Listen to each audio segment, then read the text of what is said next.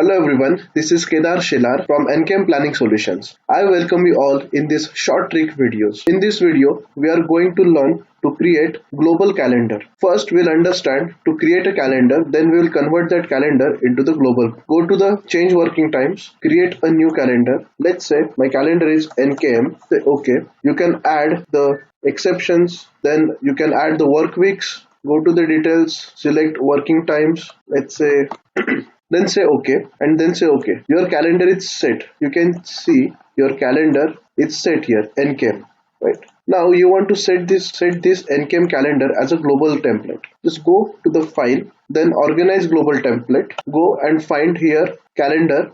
You need to change the calendar available in. You need to select the current file, that is my project 1 file. See, when I select the project 1 file, the calendars in the project 1 file will be displayed over here.